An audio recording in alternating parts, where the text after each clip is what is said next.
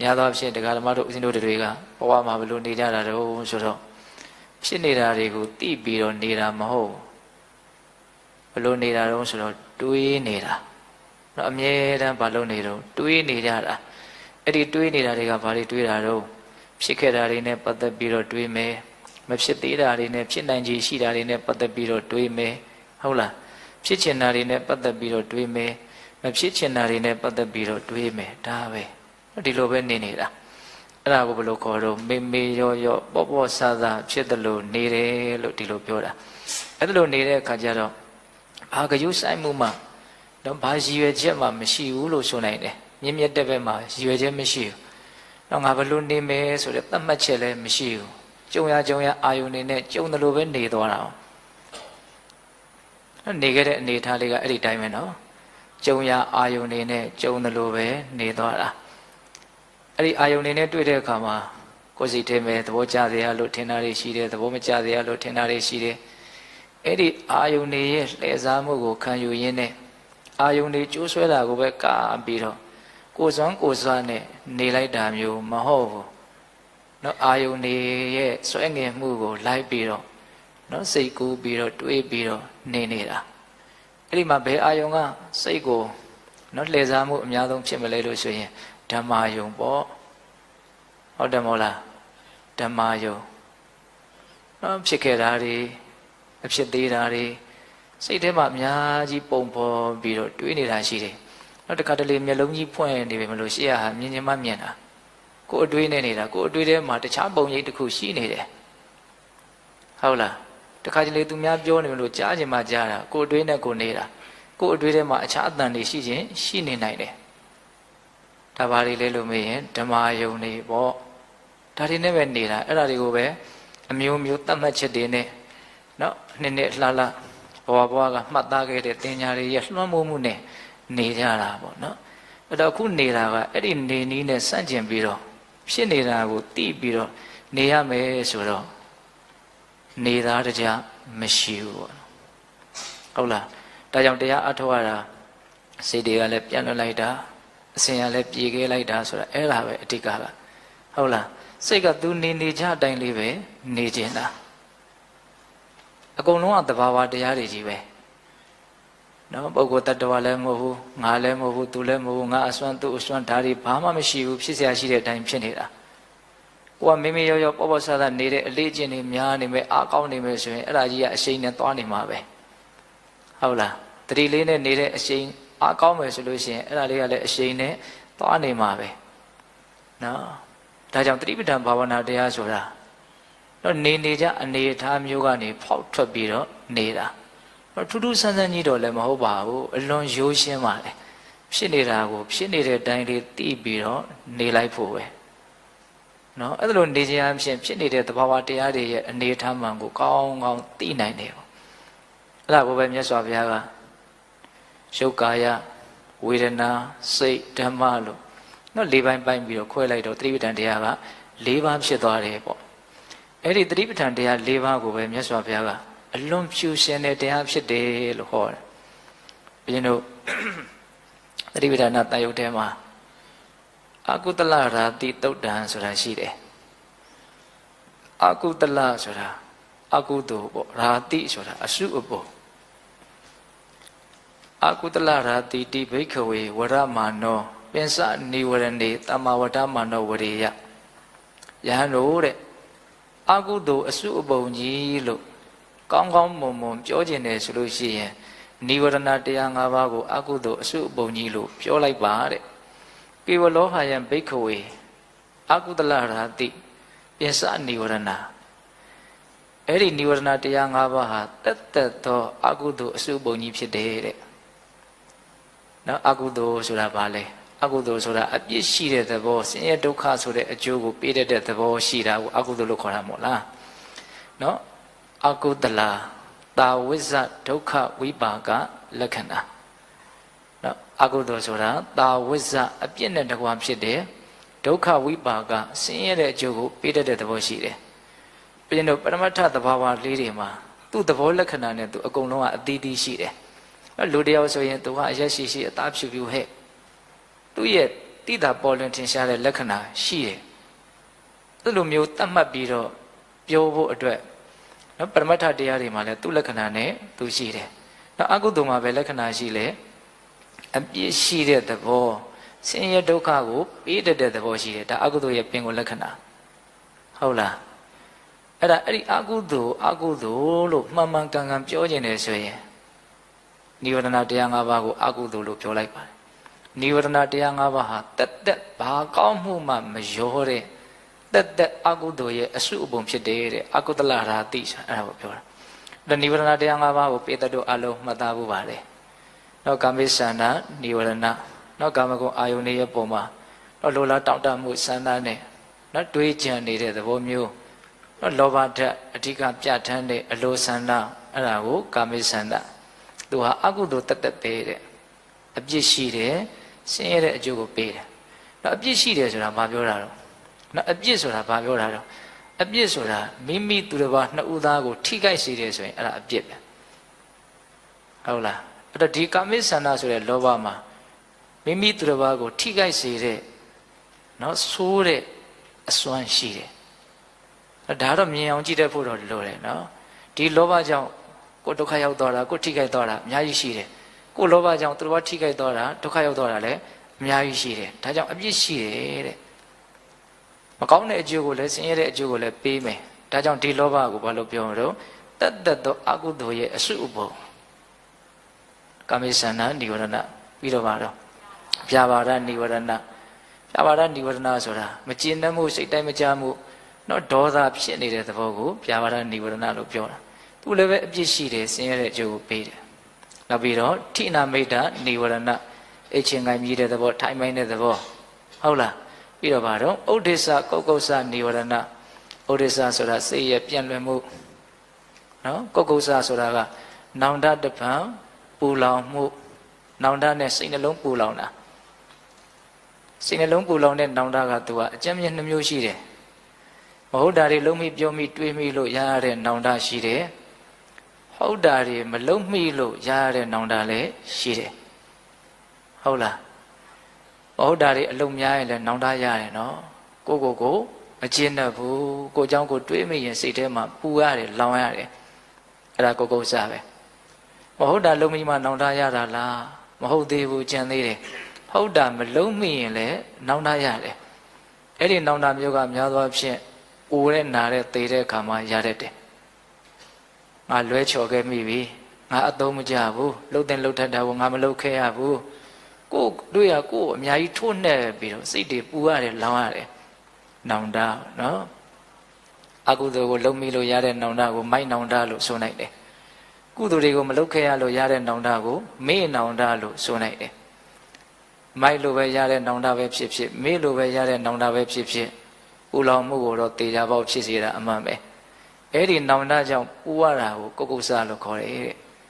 အဲ့ဒါလို့စိတ်နှလုံးပြန့်လွင့်မှုနဲ့နောင်တကြောင့်ပူလောင်ရတဲ့ဒီဥဒိစ္စကုက္ကုစဟာလည်းပဲအကုသိုလ်အစုအပုံကြီးဖြစ်တယ်တဲ့ဟုတ်လားပြီးတော့ဗာကြံသေးတော့ဝိသိကိစ္စနိဝရဏတန်တရားတွေသူတော်ကောင်းတရားနဲ့ပတ်သက်ပြီးတော့တန်တရားဖြစ်တယ်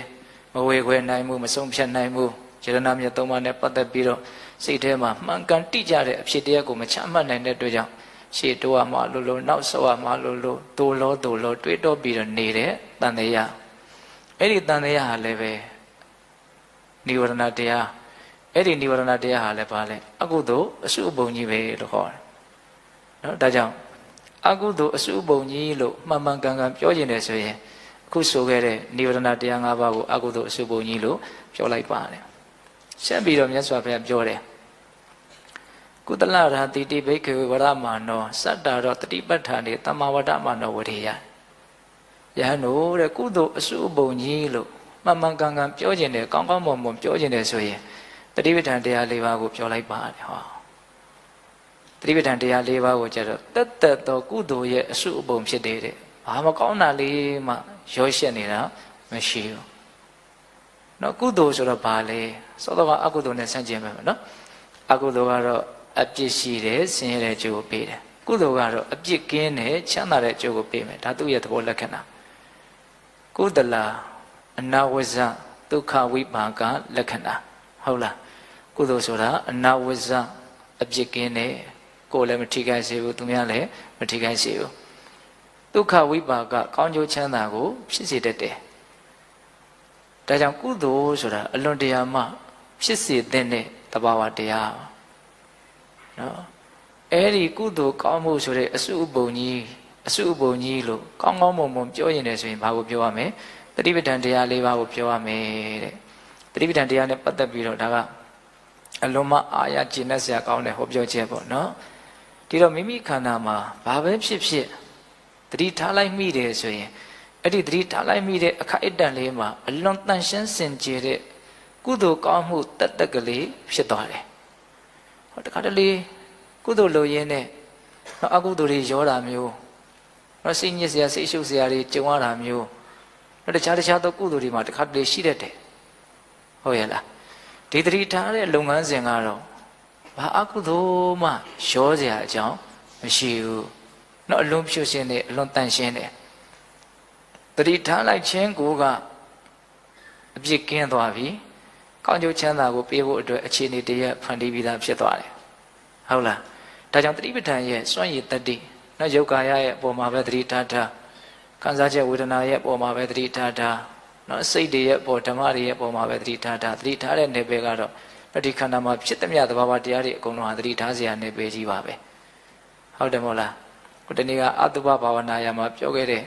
နော်ဆံပင်မွေးခြင်းခြေသီးလက်သီးအစရှိတဲ့32ခုထာတာဟာလည်းပဲတတိထားတဲ့နယ်ပယ်တစ်ခုပဲနော်သူ့ကိုလည်းပဲကာယကတတတိဆိုပြီးတော့နယ်ပယ်တစ်ခုအနေနဲ့မြတ်စွာဘုရားသတ်မှတ်ပေးတာနော်အဲ့ဒါပြောရင်တာကတတိပဋ္ဌာန်တရားသည်ကုသိုလ်ကောင်းမှုတက်တက်ဖြစ်တယ်ဆိုတာလေးကိုစိတ်ထဲမှာစွဲစေခြင်းတာဟုတ်လားဆက်ပြီးတော့ဥစဉ်ဘာပြောမလို့နော်ဘေးတို့အလွန်နားယူဝနေတဲ့တတိပဋ္ဌာန်တရားရဲ့ဂုဏ်ကျေးဇူးအဲ့ဒါကိုပြောမယ်အဲ့ဒါစိတ်ထဲမှာစွဲနေစေခြင်းတယ်တတိပဋ္ဌာန်တရားရဲ့ဂုဏ်ကျေးဇူးကိုစိတ်ထဲမှာစွဲနေခြင်းအဖြစ်အာအကျိုးကျေးဇူးရှိတော့အမှတ်ရလိုက်တိုင်းတတိပဋ္ဌာန်တရားကလွယ်လို့တခြားအကိုရာမရှိဘူးဆိုတဲ့အတွေးမှအမြင်မှန်ကိုရနိုင်တယ်ဟုတ်လားတတိပဋ္ဌာန်တရားရဲ့ဂုဏ်ကျေးဇူးဘယ်နှမျိုးလဲ9မျိုးမြတ်စွာဘုရားဟောတယ်မဟာတတိပဋ္ဌာန်သုတ်တန်ကြီးမှာအလုံးနာယူဝနေမယ်လို့ဦးဇင်းထင်တယ်နော်ဧကာယနောယံဘိက္ခဝေမေဃောတတ္တနဝိတုဒ္ဓိယတောကပရိဒေဝနာတမတိကမာယဒုက္ခဒေါမနတ္တနာအထင်ကမာယညာယတ္တအဓိကမာယနိဗ္ဗာနတ္တသစ္စိကိရိယာယယရိဒံစတ္တရောတတိပဋ္ဌာနာမဟာတတိပဋ္ဌာနာသုတ်တန်ကြီးကိုမြတ်စွာဘုရားဟောပြီဆိုတော့တတိပဋ္ဌာန်တရားကိုဘလို့စ조사ရတယ်ဘလို့အားထုတ်ရတယ်ဆိုတာကိုဘာမှမပြောသေးခင်မှာအခုငါသင်ပြပေးမယ်အဲ့ဒီတတိပဋ္ဌာန်တရားကိုအားထုတ်မယ်ဆိုလို့ရှိရင်ဟောဒီလိုအကျိုးကျေးဇူးတွေရနိုင်တယ်လို့အကျိုးကျေးဇူးကိုအရင်စပြီးတော့မြတ်စွာဘုရားဟောတာအကျိုးကျေးဇူးကိုအရင်ပြောတာနော်အဲ့ဒါကိုတက္ကရာဆရာကြီးကဘလို့ဖွင့်ပြတော့နော်ကဗလာရောင်းတဲ့ကဗလာကုံတယ်နော်ကဗလာအဝတ်အထည်ကိုရောင်းတဲ့ကဗလာကုံတယ်ကသူ့ရဲ့ကဗလာကိုရောင်းတဲ့အခါမှာဒီကဗလာကဘလို့နုညံ့ပါတယ်ဘလို့တိမ်မွေ့တာဘလို့အည်သွေးရှိတာဘလို့လှတာဘလို့အည်သွေးကောင်းတာလို့သူ့ရဲ့ကဗလာကိုဘာလို့ရတော့ကြော်ညာရတယ်ဟုတ်လားဓမ္မတာလည်းကဗလာကိုဝယ်တဲ့လူကဝယ်ခြင်းစိတ်ပေါက်မယ်အဲ့ဒါကိုဥမာပေးတယ်တတိပဋ္ဌာန်တရားကိုအားထုတ်ရင်ရရှိမဲ့အကျိုးကျေးဇူးကိုပြောလိုက်တော့ဒီအကျိုးကျေးဇူးကိုရကျင်တဲ့စိတ်နဲ့တတ္တဝါတွေကတတိပဋ္ဌာန်တရားကိုအားထုတ်ကြလိမ့်မယ်ဒါကိုမြတ်စွာဘုရားမျှော်လင့်ပြီးတော့တတိပဋ္ဌာန်တရားဟောတဲ့နေရာမှာအကျိုးကျေးဇူးကိုအရင်စပြီးတော့ဟောပြတာဒါကြောင့်ဒီအကျိုးကျေးဇူးတွေကစဉ်းစားသင့်တယ်ပေါ့နော်အဲ့ဒါပထမအကျိုးကျေးဇူးကဘာပြောထားတော့နော်ဧကာယနောယံဘိက္ခဝေမေဃောတတ္တနဝိတုဒ္ဓိယတတ္တနံတတ္တဝါတို့ရဲ့ဝိတုဒ္ဓိယစိတ်သက်ဖြူရှင်တန်ရှင်းသွားခြင်းဆိုတဲ့အကျိုးကျေးဇူးကိုရရှိဖို့အတွက်အယံမေဃောဟောဒီတတိပဋ္ဌာန်ဆိုတဲ့လမ်းစဉ်ဟာဧကာယနောတကြောင်ဒီတော်လမ်းဖြစ်တယ်တဲ့နော်ဧကာယနဆိုတဲ့စကားလုံးလေးနဲ့ဟောတာနော်ဧကာယနဆိုတာတကြောင်တည်းသောလမ်းနော်လမ်းနှစ်လမ်းမရှိဘူးဆိုလိုတာက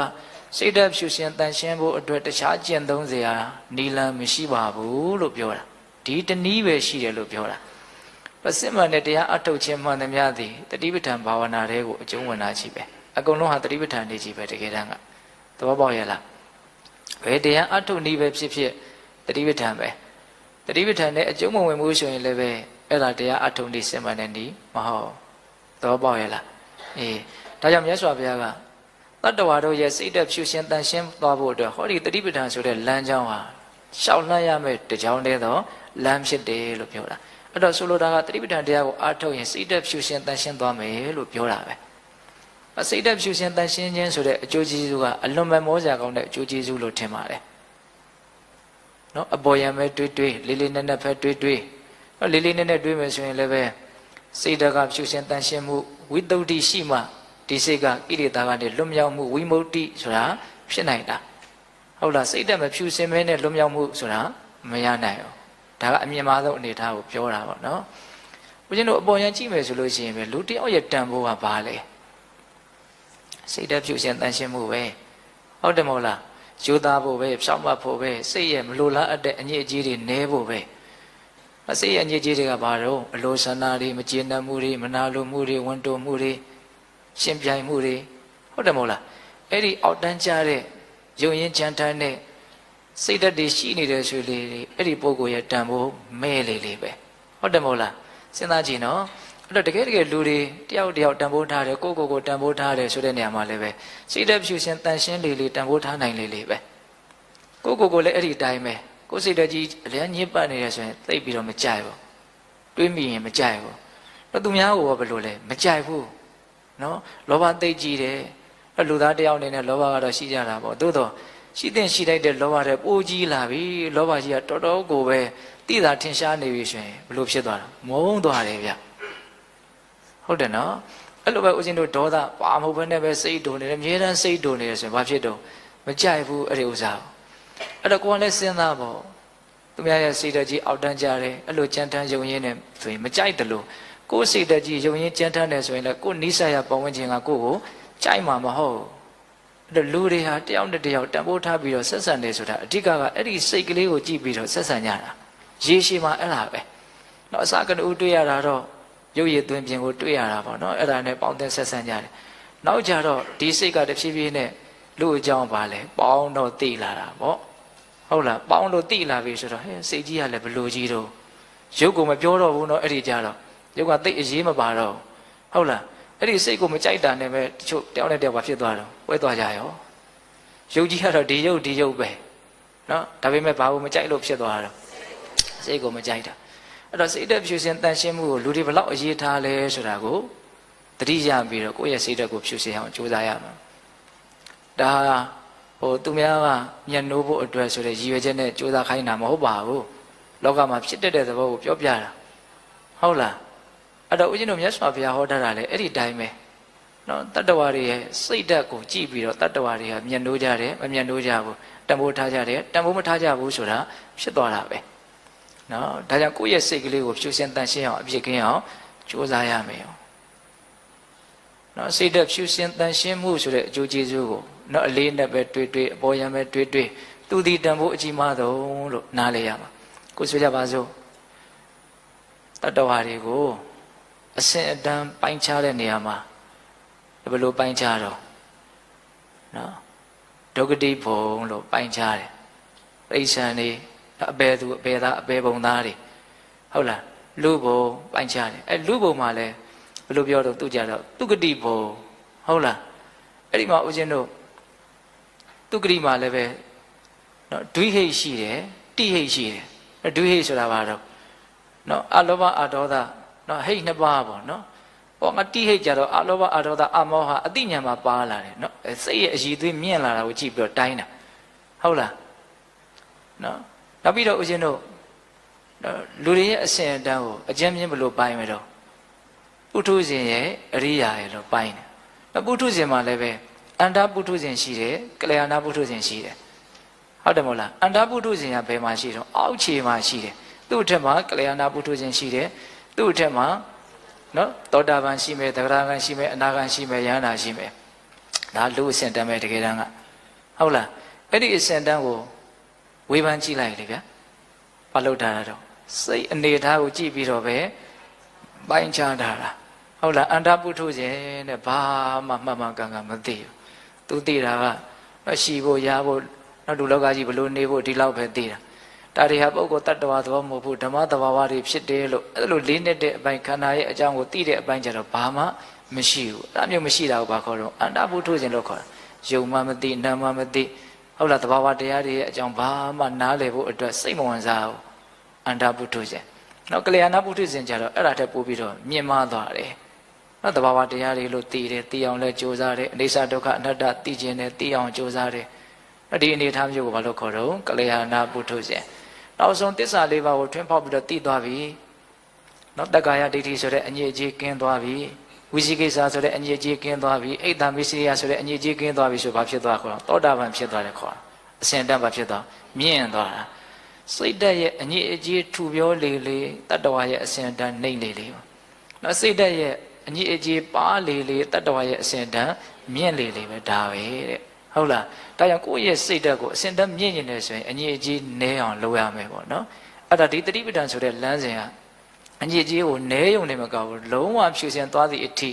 သူ့ကိုကြိုးစားအထောက်မယ်ဆိုရင်ဖြစ်သွားနိုင်တယ်။ဒါကိုပြောတာနော်ဒါနံပါတ်1ရရှိနိုင်မယ်အကျိုးကျေးဇူးတတ္တနံဝိတ္တုဒ္ဓိယတတ္တဝါတို့ရဲ့စိတ်ကိုဖြူစင်တန့်ရှင်းသွားစေလိမ့်မယ်လို့ဟော။နောက်ဦးဇင်းတို့ဆက်ပြောမယ်ဗါလဲတော့တောကပရိဒေဝနံတမတိကမာယစိုးရင်ချင်းတောကနဲ့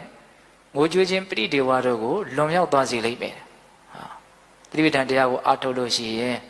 စိုးရင်စရာနဲ့တွေ့လဲမစိုးရင်မှုငိုကြွေးစရာနဲ့တွေ့လဲမကုံကြွေးဘူးလို့ဆိုတဲ့အလွန်ရင့်ကျက်တဲ့အနေအထားကိုရှောက်သွားနိုင်တယ်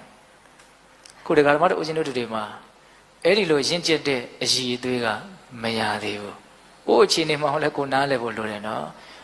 ကိုအားလုံးဒါဦးဇင်းတို့လည်းပါဝင်ပဲစိုးရင်စရာတွေ့ရင်စိုးရင်အောင်မယ်ငိုစရာတွေ့ရင်ငိုရအောင်မယ်ဒါမနေ့ပြန်ဆိုဦးဇင်းဆေးစစ်မှာပဲစိုးရင်စရာပဲတွေ့မလားငိုစရာပဲတွေ့မလားတော့မသိဘူးပေါ့နော်ဒါပဲလေဟုတ်လားကိုယ်ခန္ဓာပေါ်မမောမှုတွေ့တာမှုမကင်းသေးသေးမြတ်တခုခုမြန်ဖြစ်လိမ့်မလားဆိုတဲ့စိုးရိမ်မှုကမရှိဘူးလား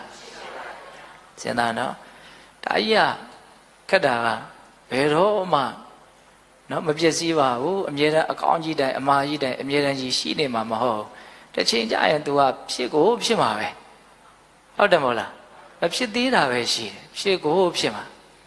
ဒါကြောင့်မနက်ကတော့ဦးဇင်းကသိချင်းတရားကြောင့်စဉ်းစားရင်းနဲ့ငါပြောစရာတခုကြံသွားတယ်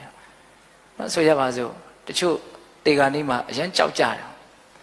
မကြောက်ပါနဲ့ဒီတစ်ခါသေလိုက်ရင်ဒီဘဝတည်းနောက်ထပ်တစ်ခါထပ်သေတယ်မလို့တော့ဘူးလို့ဟုတ်တယ်မဟုတ်လားဟုတ်တယ်မဟုတ်လားမသေရဘူးဆိုဒီတာဝန်ကမပြီးသေးဘူးပြီးရင်သေရမှာပဲလေအဲ့တော့သေသွားတဲ့လူကဒီဘဝအတွက်သူတာဝန်ချေသွားတယ်မသေရသေးတဲ့လူကတာဝန်မချေသေးဘူးအဲ့တော့စိတ်ထဲဘယ်လိုစဉ်းစားဆိုသူကအကျွေးများနဲ့လည်းတော်တော်တူပါလားဒီဘဝအတွက်မဖြစ်မနေဆက်ရမယ်အကျွေးသေခြင်းနဲ့ဆက်လူတွေကအကျွေးဆိုရင်တော့ဆက်ပြီးသားသူတို့ကတော်တော်ကောင်းသွားပြီလို့ပြောကြတယ်နော်သူတို့အကျွေးတွေကြေသွားပြီငါတို့ကတော့အကျွေးတွေမကြေသေးဘူးဆိုရင်ဘယ်လိုဖြစ်ချင်တော့အကျွေးကြေတယ်လို့ဖြစ်ချင်တယ်နော်အဲ့ဒါကြတော့ဟုတ်တယ်မဟုတ်လားဒုက္ခအေးသွားတာပေါ့လို့အောက်မေ့တာပေါ့လေဒါအကျွေးနဲ့ပတ်သက်ပြီးတော့ပြောတာပါအဲ့လိုပဲမသေးရဘူးမသေးရသေးဘူးဆိုရင်မသေးရတော့ဘူးမှမဟုတ်ဖဲကိုမသေးရသေးတာပဲရှိတာမသေးသေးဘူးဘာလို့မှသေအောင်မှာပဲဟုတ်လားတဘောတစ်ခါတော့သေရမှာဖြစ်တဲ့အတွက်ကြောင့်တော့ကြောက်နေလဲပဲအပူပဲဆိုတဲ့အတွေ့မျိုးမတွေ့သင့်ဘူးလားတွေ့သင့်တယ်အခုလည်းပဲဦးဇင်းတို့စိုးရိမ်မှုငိုကြွေးမှုရဲ့အကြောင်းတရားကဘာလဲပျက်စီးခြင်းပဲအဲ့တော့ပျက်စီးခြင်းဆိုတဲ့အဖြေကအလွန်အပေါ်ယံဆန်တဲ့အဖြေပဲဒါလူတိုင်းအပေါ်ယံကြည့်ပြီးတော့ဖြေတဲ့အဖြေတော့တခုခုကျမကြီးပျက်စီးတယ်စေဝါကြီးပျက်စီးတယ်တော့ဆွေမျိုးတိုင်းဝိုင်းနေပျက်စီးတယ်နောက်ဆုံးဘဝပျက်စီးမယ်ဒီအနေထားတွေကဘာလဲစိုးရင်စရာငိုကြွေးစရာအနေထားအဲ့တော့ပျက်စီးလို့စိုးရင်ရတယ်ငိုရတယ်ဆိုတဲ့အဖြေကလိုလားအပ်တဲ့အဖြေလားစဉ်းစားကြည့်ပျက်စီးလို့စိုးရင်ရတယ်ငိုရတယ်ဆိုရင်တော့စိုးရင်ချင်းငိုကြွေးခြင်းကလွတ်မြောက်စရာအကြောင်းမရှိဘူးဘာလို့ပျက်စီးမှုကတေချာတော့တွေ့မှာကာကွယ်လို့လည်းမရဟုတ်တယ်မဟုတ်လားအဲ့တော့ဘာကြောင့်စိုးရင်ရတာတုံးဘာကြောင့်ငိုကြွေးရတာတုံးဆိုတဲ့တော့အဖြေမှန်ကိုထုတ်မယ်ဆိုလို့ရှိရင်အဲ့ဒီပျက်စီးမဲ့အရာတွေရဲ့ပုံမှာဆွဲမဲ့မှုမကင်းလို့စိုးရင်ရတာငိုကြတာအဲ့ဒီအဖြေမှန်ကိုတတိမြင်နိုင်မှုလိုတယ်ဒါပေမဲ့လူတော်တော်များများကပျက်စီးခြင်းကိုပဲစိုးရင်ခြင်းကိုကြွေးခြင်းရဲ့အကြောင်းတရားလို့ထင်ကြတာတကယ်ကဆွဲမဲ့ခြင်းကစိုးရင်ခြင်းကိုကြွေးခြင်းရဲ့အကြောင်းတရားပဲဆွဲမဲ့မှုသာမရှိဘူးဆိုတော့သူဘလောက်ပဲပျက်စီးနေနေစိုးရင်စရာငိုစရာအကြောင်းမရှိဘူးနော်အဖြေကတော့အလွန်ရှင်းတယ်နော်ဒါကြောင့်ပိဿပေါင်းသူတော်ကောင်းတို့တတိပဋ္ဌာန်တရားကဘာကြောင့်စိုးရိမ်မှုငိုကြွေးမှုကိုကျော်လွှားသွားနိုင်တာတုံးလွန်မြောက်သွားနိုင်တာတုံးလို့မေးရင် အဲ့ဒီစိုးရင်ခြင်းကိုကြွေးခြင်းရဲ့အကြောင်းဖြစ်တဲ့ဆွဲမဲ့မှုကိုတဖြည်းဖြည်းလျှော့ချနိုင်တဲ့အတွက်ကြောင့်စိုးရင်မှုကိုကြွေးမှုကိုသူဟာကြော်လွှားသွားစေနိုင်တာအဖြေမှန်ကိုမြင်အောင်ကြည့်ဖို့လိုတယ်ဟုတ်လားနော်အဲ့တော့ဘာလို့ဒီဆွဲမဲ့မှုကိုလျှော့ချနိုင်တာတော့ဆိုတော့တတိပဋ္ဌာန်တရားကိုပွားများခြင်းအပြင်ဘဝခန္ဓာဟာဆွဲမဲ့စရာမရှိဘူးဆိုတဲ့အဖြေမှန်ကိုတဖြည်းဖြည်းနဲ့ပြက်ပြက်သားသားသူရသွားနိုင်တာဒါပဲနော်အမှန်ပေါ့နော်ဖြစ်နေတဲ့အနေအထားမှန်ကဆွဲမဲ့စရာမရှိဘူးဆွဲမဲ့စရာရှိတယ်လို့ဖြစ်နေတာကကိုယ့်အထင်ကိုယ့်ရဲ့မှားယွင်းမှုဒါကြောင့်မြတ်စွာဘုရားဟောတာရှိတယ်လေအတာတံတတရူပေနပိယရူပေနအပိယ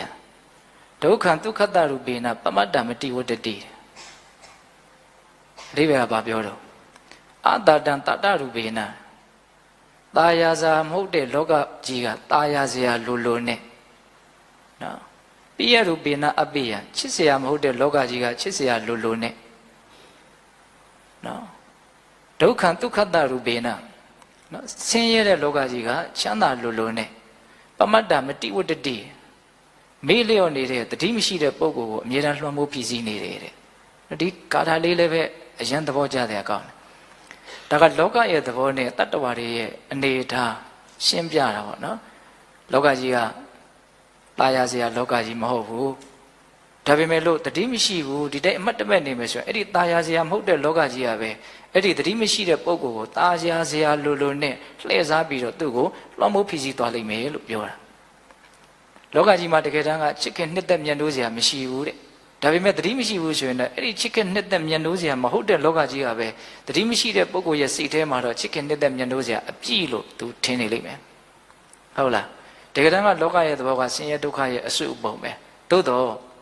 ကိုယ်တတိထားပြီးတော့မကြည့်နိုင်ဘူးဆိုရင်အဲ့ဒီဆင်းရဲတဲ့လောကကြီးကပဲသူ့စိတ်ထဲမှာဘလို့ဖြစ်နေတော့ချမ်းသာလို့ဖြစ်နေမယ်တဲ့နော်အတ္တတံတတရူပေနပိယရူပေနအပိယဒုက္ခဒုက္ခတရူပေနပမတ္တမတိဝတ္တတိအဓိကတော့ကျက်စကလုံးကပါလေပမတ္တမတိဝတ္တတိ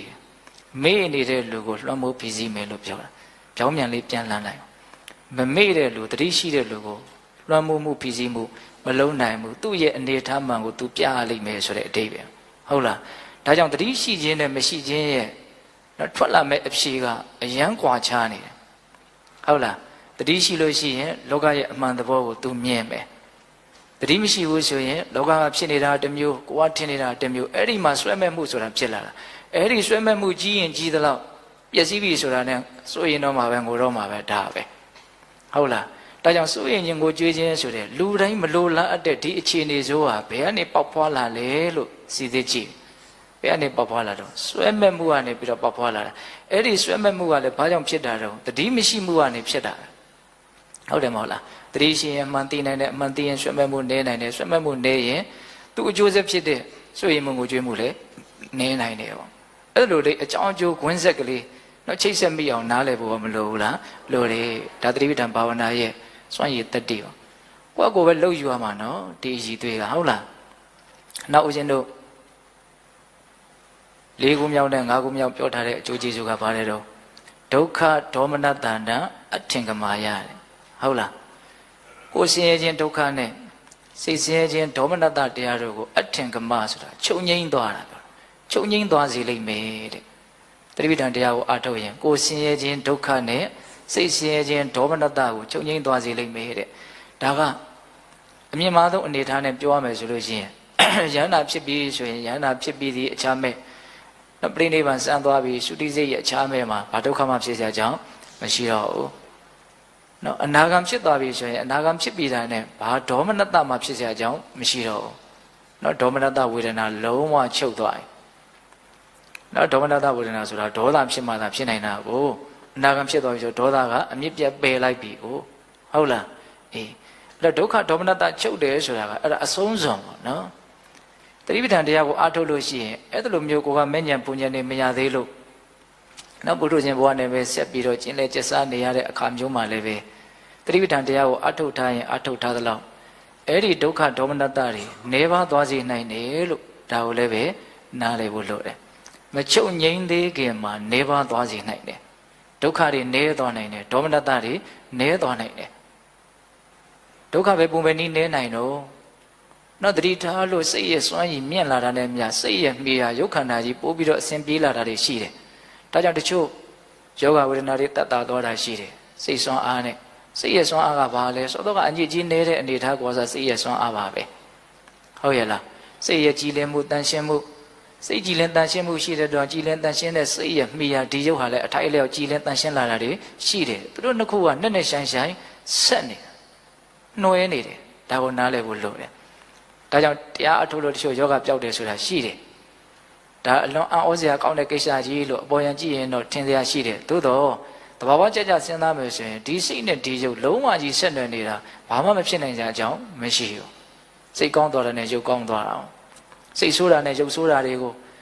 ုကြည်သောအဖြစ်စိတ်ကောင်းရင်ရုပ်ကောင်းသွားနိုင်တယ်ဆိုတာကိုမှတ်လို့မရဘူးလားနော်စိတ်တွေညစ်လို့စိတ်တွေရှုပ်လို့စိတ်တွေပူလို့ယောဂအမျိုးမျိုးဖြစ်ကြတယ်လို့အခုဆေးပညာရှင်တွေမပြောဘူးလားဟုတ်တယ်နော်စိတ်ကြောင့်ယောဂဖြစ်တယ်လို့ပြောရင်စိတ်ကြောင့်ယောဂပျောက်တယ်ဆိုတာလည်းသေချာပေါက်ဖြစ်နေတာပေါ့ဟုတ်တယ်မို့လားအဲကြောင့်ဒုက္ခကိုနည်းသွားနိုင်တယ်ပေါ့နောက်ဒေါမနတနည်းနိုင်တယ်ဆိုတာလည်းအလွန်ထင်ရှားတယ်လောကရဲ့အကြောင်းဘဝရဲ့အကြောင်းကိုသိအမြင်များလေးလေးစိတ်တူစရာမကျေနပ်စရာတကယ်တမ်းကမရှိပါလားစိတ်တူစရာမကျေနပ်စရာလို့ထင်နေတာကငါကပါလားကွက်ကွက်ပြားပြားမြင်လားနော်အစကတည်းကဥမာတော့ဒင်းကိုအစားစိတ်တူစရာတော်တော်ကောင်းနေတာသူများကြီးပုံချနေတာဟုတ်လားကိုဒေါသဖြစ်တဲ့ကိစ္စကိုကိုအသုံးမကျတာကိုနည်းနည်းမှမမြင်ဘူးဟုတ်လားအဲ့ဒီလိုဖြစ်အောင်လုပ်ငါအဲ့လိုဖြစ်ရတယ်ဆိုတော့ဒါကိုညံ့တာကြီးကပိုးပြီးတော့တောင်ဘောလုံးကြီးပေါ်လာသေးတယ်ဟုတ်တယ်မဟုတ်လား तू ကအဲ့လိုလုပ်တာနဲ့ကိုကဘယ်နဲ့ကြောင့်အဲ့လိုဖြစ်ရတာကိုဘာမှမချုပ်နိုင်ဘူးမကင်နိုင်ဘူးမထိန်းနိုင်ဘူးမသိမ်းနိုင်ဘူးဟုတ်တယ်မဟုတ်လားတကယ်ဆိုလို့ရှိရင် तू ကဘယ်လိုနေကိုလည်းကိုကြီးမှန်းချက်လေးနဲ့ကိုကြိုက်တဲ့ပုံစံလေးနဲ့နေနိုင်ရင်ပို့ပြီးတော့စွမ်းအားရှိတယ်လို့မဆိုနိုင်ဘူးလားခုတက္ကမဦးဇင်းတို့ကကိုကြိုက်တဲ့ပုံစံနဲ့ကိုမနေနိုင်ဘူး तू ကဒေါသဖြစ်တယ်ဖြစ်အောင်လုပ်ပြန်ဒေါသဖြစ်ရတော့အဲ့တော့ကျုပ်ကဘာသွားပြီးတော့အမှတ်ရအောင်ဆိုတော့နော်အစတန်တဲ့လူနဲ့ဟုတ်လားအလွန်မိုက်မဲတဲ့ကလေးအဲ့ဒီနှစ်ယောက်ကိုသွားပြီးတော့မြင်တယ်ကလေးကလည်းအမိုက်ဆိုတော့စလို့စမှမသိဟုတ်လားတကယ်ဆိုလို့ရှိရင်ဒုက္ခရောက်တယ်ဆိုတာစတာပဲလေဖို့လို့ကဒါပေမဲ့ကလေးကစတာလို့ तू သိလားမသိဘူးအဲ့တော့ तू ကဘာထင်တော့စိတ်တူတာပေါ့အဲ့တော့စိတ်တူရတဲ့ကိစ္စမှာနော်စတာကိုစမှမသိတာတကယ်တမ်းကဘာလဲအပြစ်ပေါ့ဒီကလေးရဲ့ညံ့ဖျင်းမှုပေါ့တော့ကလေးတိုင်းစိတ်တူသလားမတူပါဘူးတချို့ကလေးကလူရည်လဲတယ်ဟောစားနေတာလို့သိတယ်သိတော့စိတ်မတူစားတာကတော့အတူတူပဲခံရတယ်သို့တော့တယောက်ကစိတ်တူတယ်တယောက်ကစိတ်မတူဒါဥစဉ်မြင်မိတဲ့ဥပမာပေါ့နော်အဲ့ဒါလိုပဲဘဝမှာအာယုန်တွေရဲ့ကြည်စားမှုလောကရန်တရားတွေရဲ့နော်အစအနောက်တန်မှုတွေကိုကြုံရဆုံရတာတွေမရှိနိုင်ဘူးလားကိုစိတ်တူတယ်ဒါပေမဲ့ကိုအပြစ်တင်ရမှာမသိဘူးဟုတ်လားအဲ့တော့ကိုကသတိပဋ္ဌာန်တရားကိုအထုတ်လို့ကိုအကြောင်းလဲကိုအထိုင်လျောက်သိလာတယ်သူတို့ကအကြောင်းတွေလဲသိမှာပဲနော်ကိုနဲ့သူနဲ့ဘာမှထူတာမဟုတ်ဟုတ်လားကိုအကြောင်းကိုသိရင်သိသလောက်သူများအကြောင်းလဲသိနိုင်တယ်ဒီလူမျိုးတွေကြီးပဲလို့အကျဉ်းချင်းပြောလို့ရတယ်ဟုတ်လားဒီလိုပဲဒီလိုစိတ်ပေါ်ရင်ဒီလိုပြောတယ်ဒီလိုခံစားတယ်နော်ကိုအကြောင်းသာခေစီတွင်းကြသိအောင်လုပ်သူများအကြောင်းလဲသိနိုင်အဲ့လိုသိတာမြင်တာတွေများလာရင်တောင်းတန်ယုံကိစ္စကသူ့အနေနဲ့စိတ်တူစရာလို့မထင်တော့ဘူးစိတ်တူစရာလို့မထင်တော့စိတ်ကတူလို့ကိုမရတော့သူဘလောက်စိတ်တူစရာကြီးဖြစ်လို့နေနားလေတယ်နော်နားမလဲလို့အားလို့မတူတာမဟုတ်အယံကိုလူရည်လဲသွားလို့မတူတော့တာသဘောပေါက်ရဲ့လားအကိစ္စတူနေမတော့တူလို့လည်းပဲသူကကိုဖြစ်ချင်းလူကြီးဖြစ်သွားတာလည်းမဟုတ်ဒီစိတ်တူနေတဲ့အကြောင်းကြောင့်လည်းပဲဒီပြဿနာကဘာမှပိုးပြေလဲသွားတာလည်းမဟုတ်ဟုတ်လားပိုးပြီးတော့တောင်ပြဿနာကဆိုးလာအောင်မယ်ကိုစိတ်တူရင်သူ့စိတ်တူကိုပိုးဆွပြီးသလိုတောင်ဖြစ်သေးတယ်ဟုတ်လားဒီကိစ္စကဘယ်လို့မှပြဿနာကိုမပြေလေစေတဲ့အနေအထားပဲဟုတ်လားဒါကြောင့်ဒီစိတ်တူတဲ့ဒေါသဖြစ်တဲ့ကိစ္စရဲ့နော်အကျိုးမဲ့ပုံမဖြစ်သင့်ပုံတွေကိုပို့ပြီးတော့နားလေတဲ့အတွက်ကြောင့်တတိပဋ္ဌာန်တရားအထုတ်တဲ့လူဟာဒေါသပဲဖြစ်သွားနေသွားအဲ့မှာဒေါမနတဝေဒနာလည်းမနေပေဘူးလားနေမယ်နော်ဒါကဦးဇင်းတို့ဒုက္ခဒေါမနတမချုပ်ငြိမ်းသေးခင်မှာဒုက္ခဒေါမနတနေသွားနိုင်တယ်ဆိုတာလေးကိုစဉ်းစားဖို့ဟုတ်လားနောက်တစ်ဆင့်တက်ပြီးတော့လျှော့ပြီးတော့ပြောဦးမယ်တတိပဋ္ဌာန်တရားကိုအားထုတ်လို့ရှိရင်ဒုက္ခဒေါမနတတွေမနှဲစေအောင်တော့နေလောက်အာမထုတ်နိုင်သေးဘူးဆိုရင်တောင်အဲ့ဒီဒုက္ခဒေါမနတကိုအစဉ်ပြေရင်ဆိုင်နိုင်တဲ့အရည်အသွေးကိုလည်းရနိုင်သေးတယ်ဟောအဲ့ဒါလည်းတွေးစီခြင်းသေးတယ်ဦးဇင်းကဒုက္ခတွေကျင်ဝလိမ့်မယ်ဒေါသဖြစ်စရာတွေလည်းကျင်ဝလိမ့်မယ်တခါလေဒေါသလည်းဖြစ်လိမ့်မယ်ကိုဒေါသဖြစ်တာကိုပြန်ပြီးတော့ဒေါသထပ်ပြီးတော့တခါလေဖြစ်တာရှိသေးရဲ့နော် ဒေါသဖြစ်တာကိုပဲဘယ်လိုဖြစ်နေတယ်ဒေါသထက်ဖြစ်နေတယ်ဒေါသဖြစ်တာကိုမခံနိုင်ဘူးလို့ဖြစ်နေသေးတယ်တခါလေစိတ်တူလို့ကိုစိတ်တူနေတာရှိတယ်နော်စိတ်တူလို့ကိုစိတ်ကတူတာငါစိတ်တူအောင်ဒင်းကလုံနေတာဆိုပိုးတောင်တူသွားသေးတယ်စိတ်ကဟုတ်လားကိုကကိုလည်းစိတ်တူတယ်တခါလေစိတ်တူတာတည်းကခြားခြားလဲပြီးတော့ထွက်ပေါက်မရှိဘူးဟုတ်ရဲ့လားအဲ့တော့ကိုကတတိပဋ္ဌာန်တရားအားထုတ်လို့ရှိရင်အဲ့ဒီဒုက္ခဖြစ်တာတွေစိတ်တူတာတွေကိုလည်းဘာဖြစ်တော့နည်းနည်းတော့ပိုနားလေလာရင်ဆိုင်နိုင်လာတယ်ပေါ့ဟုတ်လားအဲ့တော့ဦးဇင်းတို့ပြည်သက်ပေါင်းတို့ကောင်လို့တတိပဋ္ဌာန်ဘုရားရဲ့ဂုဏ်ကျေးဇူးကတစ်ခုတစ်ခုကိုပြောမယ်ဆိုရင်နေပယ်ကအလွန်မကျယ်ဘူးလားကျယ်တယ်ခုဘာပြောတာတော့ဒုက္ခဒေါမနတနာအထင်ကမာယတော့ကိုဆင်းရဲမှုဒုက္ခစိတ်ဆင်းရဲမှုဒေါမနတဒါတွေကိုဘာလို့သွားတယ်ချုပ်ငိမ့်သွားစေလိမ့်မယ်အဲ့ဒီထီတော်မြတ်စွာဘုရားပြောတာနော်အဲ့ဒါဘယ်နှပါးရှိပြီတော့၅ပါးရှိနော်နှစ်ပါးတွဲနှစ်ခုဖြစ်နေဟုတ်လားပြောတာတော့၃ငါပဲပြောတာဆိုတော့နော်စိတ်ကြည်လင်တန်ရှင်းပဲတောကပရိဒေဝချုပ်ကြော်လွှားသွားနိုင်လိမ့်မယ်ဒုက္ခဒေါမနတချုပ်ငိမ့်သွားလိမ့်မယ်ဟုတ်လားနောက်ဦးဇင်းတို့ဆက်ပြီးတော့ပြောမှာကဘာတော့ညာယတ္တအဓိကမာယနိဗ္ဗာနတ္တပစ္စည်းကိရိယာယညာယတ္တအဓိကမာယဆိုတာဝိပဿနာဉာဏ်မဲ့ဉာဏ်ဖို့ဉာဏ်ဆိုတာတွေကိုရစေလိမ့်မယ်နိဗ္ဗာနတ္တပစ္စည်းကိရိယာယဆိုတာနိဗ္ဗာန်ချမ်းသာကိုမျက်မှောက်ပြုရလိမ့်မယ်အဲ့ဒီမှာညာယတ္တအဓိကမာယနဲ့နိဗ္ဗာနတ္တပစ္စည်းကိရိယာယကိုတိတိကျကျပြောရရင်ညာယတ္တအဓိကမာယဆိုတာကမဲ့ဉာဏ်ကိုရစေလိမ့်မယ်လို့ပြောတာတဲ့နိဗ္ဗာန်တတိရှိကရိယာယဆိုတာမဲ့ဉာဏ်ရပြီးရင်ဖို့ဉာဏ်ကတော့လျှောက်တန်းဖြစ်တဲ့အတွက်ကြောင့်အဲ့ဒီဖို့ဉာဏ်ဖြင့်ဒီဘဝမှာမသေးမချင်းနိဗ္ဗာန်ချမ်းသာကိုကျင့်ဖန်များစွာမျက်မှောက်ပြုပြီးတော့နေရလိမ့်မယ်လို့ဆိုတာကိုပြောတာတဲ့ဟုတ်လားအဲ့တော့ညာယတ္တဆိုတာမဲ့ဉာဏ်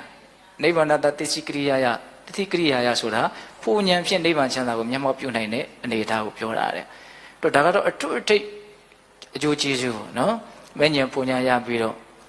အကောင်းဆုံးချမ်းသာလို့ဆိုတဲ့နိဗ္ဗာန်ချမ်းသာကိုတော့မျက်မှောက်ပြုပြီးတော့နေနိုင်တဲ့အနေအထား။ဟုတ်တယ်ကတော့မတို့ဦးဇင်းတို့ပုထုဇဉ်တွေနေနဲ့တော့ပြည့်ပြည့်ဝဝနားမလည်နိုင်တဲ့အနေအထားပေါ့ဟုတ်လား။ဒါကလည်းပဲနားမလည်နိုင်ဘူးဆိုတာလေရှင်းတော့ရှင်းပါတယ်ဘာလို့နားမလည်ဆိုတော့ကိုမှအဲ့ဒီကိစ္စမသိသေးပဲကိုဟုတ်လား။သို့တော့တခုရှိတာကနားမလည်နိုင်လို့ဒါကိုသဘာဝမကျပါဘူးလက်မခံနိုင်ပါဘူးဆိုတဲ့အတွေ့မျိုးကတော့မဝင်သင့်ဘူးပေါ့။ဒါကိုမသိသေးတဲ့ကိုရောက်အောင်သွားရမယ်ဖြစ်အောင်လုပ်ရမယ်ကိစ္စမဖြစ်သေးတာမရောက်သေးတာပဲရှိတယ်ဆိုတဲ့ယုံကြည်မှုနဲ့နော်အဲ့ဒီပန်းတိုင်ကိုလည်းမြောက်မှန်းပြီးတော့သတိပဋ္ဌာန်ဘာဝနာကိုအလုပ်လုပ်ကြဖို့မလိုဘူးလားလိုတယ်နော်အဲ့ဒါကတော့သူကအမုံမြတ်ဆုံးဂုဏ်ကျေးဇူးပဲအောင်ဆိုအဲ့ဒါရပြီဆိုလို့ရှိရင်ဒုက္ခခတ်သိငြိမ့်မယ်ပေါ့နော်ဦးဇင်းတို့အောက်ထစ်ဆုံးသောတပတ္တိမဉ္ဇဉ်ပုံညာရမယ်ဆိုရင်တော့အလွန်ဆုံးကာမဘုံမှာခုနှစ်ဘဝနေပြီးလို့ရှိရင်နောက်ထပ်ဒုက္ခတွေဖြစ်เสียအကြောင်းမရှိတော့ဘူးဟုတ်လားဒါကြောင့်အရေးတကြီးလိုအပ်တာကဒီသာသနာတွင်မှာအဲ့ဒီသောတပတ္တိမဉ္ဇဉ်ပုံညာဆိုတာကိုရဖို့ပဲလို့လေဒီဆိုတော်ဘုရားကြီးကတော့အထက်ထက်သူ့ရဲ့စာအုပ်တွေထဲမှာရေးတယ်ပေါ့ဒါအရေးအကြီးဆုံးပဲအောင်ဟုတ်လားဒါကြောင့်မို့လို့ဦးဇင်းတို့အနာတပင်တတိရဲ့သားဖြစ်တဲ့ကာလကိုမြတ်စွာဘုရားဟောတာရှိတယ်နော်ဘာဟောတာတော့မြတ်စွာဘုရားကပထဗျာဧကရိစေနတက္ကတဂမနေနပါတပ္ပလောကဓိပစ္စေနသောတာပတ္တိဖလံဝရံနော်ပထဗျာဧကရိစေနဟောဒီမြေပြင်ကြီးတစ်ခုလုံးကိုတယောက်တည်းအစိုးရရတဲ့ဧကရေမင်းကြီးဖြစ်ရတာတ၎င်းပထဗျာဧကရိစေနတက္ကတဂမနေနပါအလွန်ချမ်းသာလာတယ်လို့ဆိုတဲ့နတ်ရွာလောကကိုရောက်ရတာတ၎င်းတပ္ပလောကဓိပစ္စေနအလုံးစုံသောလောကကြီးကိုအစိုးရရတာထက်၎င်းသောတာပတ္တိဖလံဝရံသောတာပတ္တိမဉ္ဇဉ်ဖူဉ္ဇဉ်ကိုရခြင်းကတာလွန်ပြီးတော့မွန်မြတ်တယ်လို့မြတ်စွာဘုရားဟောတာ။ဟောဆိုသူ့ရဲ့အနာဂတ်ကြီးကဘာမှစိတ်မအေးစရာမရှိတော့ဘူး။ဟုတ်ရလား။ဟိုပြောရလို့ရှိရင်ဒီဖြစ်ပေါ်နေတဲ့သဘာဝတရားတွေကအနိစ္စအမီးရဲ့အစာတွေကြီးပဲအကုန်လုံးက။တော့ဘာဖြစ်တယ်လို့ပဲပြောအဲ့ဒါတွေကအပေါ်ယံနေပဲတကယ်တည်းကအနိစ္စအမီးလောင်တာကြီးပဲအကုန်လုံးကဟုတ်လား။တစ်သားဘဝနဲ့ပဲလောင်ခံရမြက်6ဘဝနဲ့ပဲလောင်ခံရဟုတ်လားဘယ်လိုအနေထားမျိုးနဲ့ပဲလောင်ခံရတာတော့လောင်ခံရတာပဲဒါနားလည်ဖို့လိုတယ်နော်လူစင်းရဲ့ဘဝနဲ့ပဲအနိစ္စမီလောင်ခံရလူချမ်းသာဘဝနဲ့ပဲအနိစ္စမီလောင်ခံရလူအဖြစ်နဲ့ပဲလောင်ခံရနတ်အဖြစ်နဲ့ပဲလောင်ခံရအလောင်ခံရတာကတော့အလောင်ခံရတာပဲအတူတူပဲတ ဒါကိုနားလည်ဖို့လိုတယ်ဒါကြောင့်အလုံးကိုဝေဖန်တဲ့အခါကျတော့ဘလို့ဖြစ်ထွက်လာတော့ဒုက္ခသစ္စာဆိုအဲ့ဒါကိုပြောတ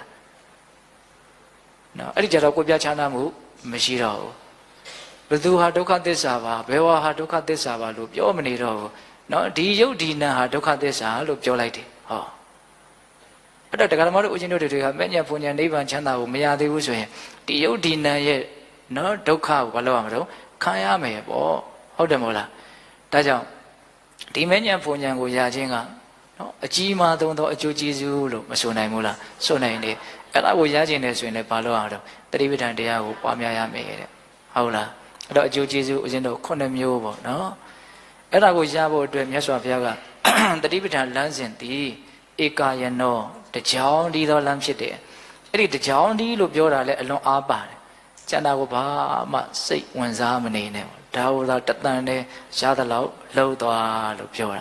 ဟုတ်တယ်မို့လားဒီလမ်းပဲလျှောက်เสียရှိတယ်နော်အဲ့တော့ဦးဇင်းအခုဆက်ပြီးတော့ဗာပြောခြင်းတော့တတိပဋ္ဌာန်ရဲ့အကျိုးကျေးဇူးတွေကိုပြောပြီးတဲ့နောက်မှာဒီတတိပဋ္ဌာန်တရားကိုအားထုတ်ရင်ဘလို့အခြေအနေမျိုးလဲအားမထုတ်ရင်ဘလို့အခြေအနေမျိုးလဲဆိုတာလေးကိုနည်းနည်းဘုဟုတ္တလေးနဲ့ရစေခြင်းဒီမဟာတတိပဋ္ဌာန်သုတ်တန်ကြီးကိုဖွင့်ဆိုတဲ့နော်အထကရာထဲမှာဒီမဟာတတိပဋ္ဌာန်သုတ်တန်ကိုမြတ်စွာဘုရားကကုရုတိုင်းကမ္မတဓမ္မဏိဂုံးဆိုတဲ့ရွာကြီးမှာဟောတာအဲ့ဒီရွာကြီးမှာဘာကြောင့်ဟောတာတော့ဆိုတဲ့အကြောင်းပြချက်ဖွင့်ဆိုထားတာရှိတယ်။အဲ့ဒီရွာကြီးမှာမြတ်စွာဘုရားဘာလို့ဟောတာလဲဆိုအဲ့ဒီရွာလူတွေကဉာဏ်ပညာလည်းထက်မြက်တယ်တဲ့။နော်မြောင်များလှစွာသောလေးနဲ့တဲ့တုတ်တန်တွေကိုအဲ့ဒီရွာမှာခဏခဏမြတ်စွာဘုရားဟောတယ်တဲ့။တက်တေအထောက်ထားနဲ့ပြောတာပေါ့နော်။ပြီးတော့အဲ့ဒီရွာကလူတွေကအထူးသဖြင့်ဒီတတိပဋ္ဌာန်တရားရဲ့ပုံမှာအလွန်မှမျက်မျက်နှုံနှုံလေးလေးစားစားကြိုးစားအထုတ်တဲ့အလေးကျင့်လည်းရှိတယ်တဲ့။ဒါကြောင့်တတိပဋ္ဌာန်တရားကိုအဲ့ဒီမှာမြတ်စွာဘုရားဟောတာလေ။ငကိုယ်တည်းဆိုသူတို့ကအထုတ်တဲ့အလေးအကျင့်တွေရှိနေကြပြီးသားတဲ့။နော်တတိပဋ္ဌာန်တရားကိုအဲ့ဒီမှာသူတို့ဟာဘလောက်ထိတတိပဋ္ဌာန်တရားကိုလေ့ကျင့်မှုမျက်နှုံမှုလေးစားမှုရှိတယ်လေ။အဲ့ဒီအချက်နဲ့ပတ်သက်ပြီးတော့မှတ်တမ်းသဘောမျိုးလေးရေးထားတာတွေ့ရတယ်။နော်အဲ့ဒီဏိကုံးရွာကရွာသူရွာသားတွေနောက်တယောက်နဲ့တယောက်လမ်းစုံလမ်းကလမ်းလေးကမှတမမဟုတ်ရေချိုးစိတ်အစရှိတဲ့နော်လူစုလူဝေးရှိတဲ့နေရာမှာတယောက်နဲ့တယောက်တွေ့ကြပြီဆိုလို့ရှိရင်တယောက်ကိုတယောက်မေးတဲ့ယဉ်ကျေးမှုရှိတယ်။ပါမေးလေမင်းတို့တတိပဋ္ဌာန်တရားနဲ့ပတ်သက်ပြီးတော့ဘယ်တတိပဋ္ဌာန်တရားကိုများအထုဖြစ်တယ်လေလို့မေးတယ်တဲ့။အဲ့ဒါလိုမေးလိုက်လို့အမေးခံရတဲ့လူကငါတော့ကွာလုပ်ငန်းတွေမှာအမလတ်တာနဲ့ဘယ်တတိပဋ္ဌာန်မှာကိုအမထုတ်ဖြစ်ပါဘူးလို့အဲ့ဒါလိုများပြောခဲ့မယ်ဆိုရင်တော့အဲ့ဒါသူ့ကိုဝိုင်းပြီးတော့ကဲ့ရကြတယ်တဲ့အဲ့ဒီကဲ့ရတဲ့စကားကိုအဲ့ဒီမှာနှစ်ခွန်းပြောတယ်အဲ့ဒါကတော်တော်စဉ်းစားတဲ့အကောင်းတတိပဋ္ဌာန်တရားကိုငါအထုတ်ဖြစ်တယ်ဟေ့ဘယ်တတိပဋ္ဌာန်တော့ငါအထုတ်ဖြစ်တယ်အဲ့လိုမျိုးပြောမယ်ဆိုရင်တော့ဝိုင်းပြီးတော့ချီးမွမ်းကြတယ်တဲ့အဲ့ဒီချီးမွမ်းတဲ့စကားကိုတော့သုံးခွန်းပြောထားတယ်အဲ့ဒီထဲမှာအဲ့ဒီစကား၅ခွန်းကိုဦးဇင်းကနည်းနည်းစိတ်ဝင်စားရတယ်ပေါ့နော်သူတို့ပြောလဲပြောတတ်တယ်အဲ့ဒါကိုကြည့်ပြီးတော့သူတို့ရဲ့ဒီတတိပဋ္ဌာန်တရားရဲ့ပုံမှာဒီမြတ်စွာဘုရားရဲ့အဆုံးအမရဲ့ပုံမှာဘလောက်သူတို့လေးလေးနက်နက်သက်ဝင်ထားသလဲဆိုတာကိုလည်းသိနိုင်တယ်ဟုတ်လားအဲ့ဒါဦးဇင်းတို့တတိပဋ္ဌာန်တရားကိုအာမထုတ်ဖြစ်ပါဘူးဆိုတဲ့လူကိုဘလို့ကဲ့ရတော့တဲ့ဒီရထုတဝဇီဝိတံနံပါတ်1စကားလေးနော်ဒီရထုတဝဇီဝိတံတဝတဲ့ဤဇီဝိတံအသက်ရှင်တန်ခြင်းသည်ဒီရထုဆက်စုပ်ယွန်ရှာဝယ်ကြီးပါတကားတဲ့နော်မင်းရဲ့အသက်ရှင်တန်ခြင်းကယွန်စရာကောင်းလိုက်တာလို့ပြောတာတဲ့တော်တော်ခံမြင်စရာပဲနော်မင်းရဲ့အသက်ရှင်တန်ခြင်းကဘာလို့ယွန်စရာကောင်းတယ်ဆက်စုပ်စရာကောင်းတယ်ဆိုတော့ယွန်စရာကောင်းတယ်လို့ပြောတာဘာလို့ယွန်စရာကောင်းတယ်လို့ပြောရတာတော့တတိပဋ္ဌာန်တရားအာမထုတ်တဲ့ပုဂ္ဂိုလ်ရဲ့စိတ်ဟာယွန်စရာတွေဆက်စုပ်စရာတွေရှိနေတယ်ဆိုတဲ့အဓိပ္ပာယ်ပဲဟုတ်တယ်မဟုတ်လားစဉ်းစားတော့ရုပ်ရဲ့အငြိအကျေးကိုဘာတွေခေါ်တော့နော်ရေနဲ့ထိစပ်မိတဲ့တခြားသောအနတ်နေမကောင်းတဲ့အငြိအကျေးမျိုးစုံရှိရနော်ရုပ်မှာအငြိအကျေးအဲ့လိုပဲစိတ်မှာလည်းပဲအငြိအကျေးမရှိဘူးလားရှိတယ်စောစောကစိတ်ဓာတ်ဖြူစင်ခြင်းမှာဦးဇင်းတို့ထိုက်လျောက်ပြောခဲ့ပါတယ်ဟုတ်လားအဲ့ဒီစိတ်ရဲ့အငြိအကျေးတွေဟာဒါပါလဲလို့မေးရင်သိတဲ့လူမြင်တဲ့လူတွေအတွက်ယွန်ရှာဆက်စုပ်ဖွယ်အနေအထားပဲပြောလို့သာပြောတာဒီဟာတွေကစကားတွေအနေနဲ့သာအခုမှကြားပေမဲ့လို့စိတ်ကူးအတွေးတွေအနေနဲ့ခံစားချက်တွေအနေနဲ့အားလုံးသောလူတွေမှာရှိပြီးသားလောဘဒေါသအားကြီးတယ်ဆိုရင်ယွန်းတယ်ဆိုတဲ့ခံစားချက်ရှိတယ်နော်တချို့ဘလို့ဖြစ်သွားတော့မုန်းတယ်ဆိုတာမျိုးထိတောင်ဖြစ်သွားတာရှိတယ်ယွန်းတယ်ဆိုတာလေးကမှနည်းနည်းတက်တာသေးတယ်ဟုတ်လားနော်အဲ့ဒါသူတို့ပြောတာအဲ့တိုင်ပြောတာသင်ရဲ့အသက်ရှင်တန်ခြင်းဟာယွန်းရှာဆက်စုပ်ဖွယ်ဖြစ်တယ်တဲ့ဒီရထုတဝဇီဝိတံမင်းရဲ့အသက်ရှင်တန်ခြင်းဟာပါတန်ဖိုးမှမရှိဘူး ဘာမျက်နှိုးစရာမှမကောင်းဘူးလို့ပြောတာဘာဖြစ်လို့တော့အကြောင်းပြချက်လည်းနားလည်ဖို့လိုတယ်နော်စိတ်ဓာတ်တွေညှဉ်းနှွမ်းမှုတွေများနေတော့ဟုတ်တယ်သတိမရှိဘဲနဲ့နေတယ်နောက်ဖြစ်တယ်လို့နေမယ်အာယုန်နေကြတယ်ဖြစ်တယ်လို့နေမယ်ဆိုရင်တော့သိကြတယ်နောက်လောဘဒေါသမောဟတွေတဖြည်းဖြည်းနဲ့များလာဖို့ပဲရှိတယ်ဒါကြောင့်ဦးဇင်းကစဉ်းစားတယ်နော်အသက်ကြီးသွားတာနဲ့အလိုလိုရင့်ကျက်သွားဖို့ဆိုတာဘလို့မှမဖြစ်နိုင်တဲ့ကိစ္စပဲနော်အသက်ကတူကြီးသွားလေကိုဘာမှမကြိုးစားဘူးတချို့ကြီးသွားလေအိုးဆိုးလာလေဟုတ်တယ်မလားဒါပဲလေ तू ကောင်းအောင်မလို့ရင်စိုးမှာပဲလေဒီဥစ္စာက तू အဖြေကဒီနှစ်ခုပဲရှိတာဟုတ်တယ်မဟုတ်လားကိုဖြူရှင်အောင်လုပ်မလားဖြူရှင်အောင်မလုပ်ဘူးဆိုရင်ညင်နှောအောင်ကတမင်လုပ်เสียမလို့ဖြူရှင်အောင်မလုပ်ဘူးဆိုတာကိုကစားညင်နှောအောင်လုပ်နေရရောက်တယ်ဒါကိုလက်ခံရလားမသိဘူးဖြူရှင်အောင်မလုပ်ဘူးဆိုတာကိုကညင်နှောအောင်လုပ်နေရရောက်တယ်တမင်လုပ်တာတော့မဟုတ်သူဖြစ်နေသဘောပေါက်ရလားအေးဒါကြောင့်သတိပဋ္ဌာန်ဘာဝနာနဲ့ကင်းပြီးတော့နေတဲ့ပုဂ္ဂိုလ်ကိုမင်းဘဝရဲ့ရှင်သန်ခြင်းဟာအလွန်ရွှင်ရှားဆွတ်ဆွတ်စရာကောင်းတယ်လို့ပြောတယ်တဲ့ဒါနံပါတ်1သူတို့ရဲ့ကဲရဲ့ရှုံချတဲ့စကားနောက်နံပါတ်2ကဲရဲ့ရှုံချတဲ့စကားဘာပြောတော့ဇီဝမာနာပိတွန်မတတတိတာတွန်တင်သည်ဇီဝမာနာပိအသက်ရှင်ပြီးတော့နေပါတော့လည်းပဲမတတတိတာလူသေးကောင်နဲ့သာတူတယ်တဲ့ဆိုလိုတာကမင်းဘဝကတော့ရှင်လျက်နဲ့သေးနေတာလို့ပြောတာတဲ့နောက်ခေတ်စကားအနေနဲ့အဲ့လိုပြောကြတာပါမရှိဘူးလားရှိရနော်မင်းဘဝကတော့ကွာရှင်လျက်နဲ့သေးနေတာပါတော်စိတ်ပြက်စရာကောင်းတဲ့အနေအထားမျိုးဆိုရင်အဲ့ဒီစကားမျိုးသုံးကြတယ်နော်အဘကတော့ကွာရှင်လျက်နဲ့သေးနေတာပါတော်တောင်တနာစရာကောင်းတယ်ဟုတ်လားတချို့အဲ့လိုပြောကြတာမရှိဘူးလားရှိတယ်နော်ရှင်လျက်နဲ့သေးနေတာဘာရှင်တန်မှုမှမရှိဘူးအဲ့တော့ဒီနေရာမှာသေးတယ်ရှင်တယ်ဆိုတဲ့စကားအများကြီးစဉ်းစားကြရရှိလားတစ်ပင်တစ်ပင်သေသွားတယ်တစ်ပင်တစ်ပင်ရှင်းနေတယ်ဆိုတာလေးနဲ့ဥမာလေးလဲစဉ်းစားကြည့်ပါကြီးပွားနေတယ်တွတ်တက်နေတယ်ဒါပါလေရှင်းနေတယ်ပေါ့ဟုတ်လားကြီးပွားတွတ်တက်မှုဆုပ်ယုပ်ပြီးတော့နောက်ဆုံးအကိုင်းကြောက်တွေပါလေးနဲ့ဆွေးမြေပြီးတော့သွားသေသွားပြီလူဘဝမှာလည်းပဲကောင်းသောတွတ်တက်ခြင်းကြီးပွားခြင်းမရှိဘူးဆိုရင်သေနေတာပဲနောက်အသက်တော့ရှူကောင်းရှူနေမယ်ပျော်ပျော်ဆိုဆိုတော့နေကောင်းနေမယ်ဟုတ်လားဒါပေမဲ့ဘာမှကောင်းတာမွန်တာတွေတွတ်တက်လာတာကြီးပွားလာတာမရှိဘူးဆိုရင်အဲ့ဒီလူရဲ့ဘဝဘာဖြစ်နေတော့သေနေပြီဟုတ်တယ်မဟုတ်လားအဲ့တော့သေတယ်ရှင်တယ်ဆိုတာကောင်းမြတ်တာတွေတွတ်တက်မှုကြီးပွားမှုမရှိတာကိုအဓိကရည်ညွှန်းတာဒါကြောင့်မင်းဟာအသက်ရှင်နေပြီမလို့လူသေးကောင်းနဲ့သာတူတယ်ဆိုတာအဲ့ဒါကိုပြောတာတဲ့ဟုတ်လားဘုရင်တို့ဒီစကားလေးကိုအပမတော်အမတံပဒံပမာတော်မစ္ဆုနောပဒံဆိုတဲ့စကားလေးနဲ့နှိုင်းရှင်ပြီးတော့စဉ်းစားကြည့်တဲ့ဒီစကားလေးကြတော့လူတိုင်းသိရနော်အပမတော်အမတံပဒံပမာတော်မစ္ဆုနောပဒံအပမတော်တတိနဲ့နေခြင်းသည်အမတံပဒံမတရားနိဗ္ဗာန်ရခြင်းဤအကြောင်းတည်းပမာတော်မစ္ဆုနောပဒံတတိမရှိဘဲနဲ့နေခြင်းသည်အဖန်ဖန်တရားခြင်းဤအကြောင်းတည်းဒီလိုပြောတာရှိတယ်ဒါကိုရှင်းမယ်ဆိုရင်တော့တရားစကားတွေကအများကြီးရှိသွားတော့မှာနော်အေးအဲ့တော့သူတို့ပြောတဲ့စကားလေးကိုပိဿပေါင်းသူတို့အောင်တို့ကိုညံလေးနဲ့ကိုလည်းချက်ပြီးတော့ခန်းစားတတ်ဖို့လိုတာပေါ့ဟုတ်လားတတိပဋ္ဌာန်တရားကိုအာမထုတ်တဲ့လူကိုမင်းဘဝကတော့ရှင်လေးနဲ့သိနေတာပါလို့သူတို့ပြောတယ်တဲ့ဒါကကဲ့ရဲ့တဲ့စကားနှခွန်းဒါစဉ်းစားတရားတွေအများကြီးပါတယ်ကိုလည်းတတိပဋ္ဌာန်တရားအာမထုတ်ဖို့ဆိုလို့ရှိရင်ကိုဘဝကရှင်စရာကောင်းတဲ့ဘဝတစ်ခုဖြစ်မယ်ကိုဘဝကသိနေတာနဲ့မချတဲ့ဘဝတစ်ခုဖြစ်မယ်ဘာတိုးတက်မှုမှမရှိဘူးအချင်းကြတော့အိုးနာသေးသွားမယ်ဒီဘဝလူဖြစ်ခဲ့ရတဲ့အနေအထားအကျိုးအမြတ်နေနဲ့ဘာမှမိမိရအောင်မလုပ်လိုက်နိုင်ဟုတ်တယ်မဟုတ်လာ